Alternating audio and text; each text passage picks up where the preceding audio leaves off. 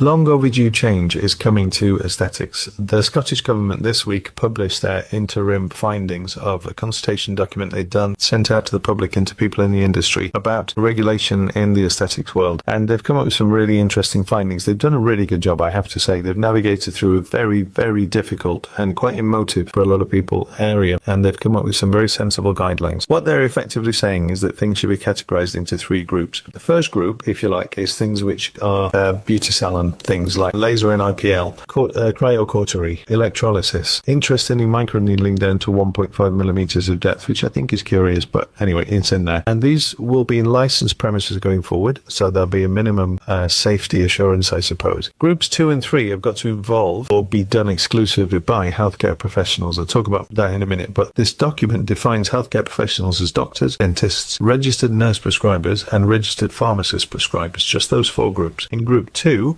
Botox, fillers where more than 2 ml is used, prescription medicines like hay fever injections, and vitamin solutions have to be done either by one of those healthcare professionals or under the direct supervision of, so they're there on site while it's happening in case there are complications. In HIS registered premises, which in England is Care Quality Commission registered premises. That's the equivalent. And group 3, only to be done by healthcare professionals as defined before, nobody else. And that's interestingly, listen to this, PRP, fat dissolving injections, microneedling beyond 1.5 millimeters depth, dermal fillers either for breast or bottom augmentation or where more than 2 mils is used, think of your multi-point facelifts, thread lifts, cog lifts, any procedure where an anaesthetic is used, these days it's in most fillers in the syringe, and vitamin drips, only by healthcare professionals. So these are quite significant changes and really overdue actually regulations, because we've all seen increasing stories of complications and problems arising from people who just do not have the training, the experience to do these things properly. It's going to affect a lot of people, and I think the Scottish Government have actually negotiated that very well with very sound reasoning. So I think this is long overdue. Hopefully the governments in the rest of the UK will follow suit and take the lead from Scotland. I'm really thankful to them for doing this piece of work, and I think it should move us into a world of much safer practice of aesthetics.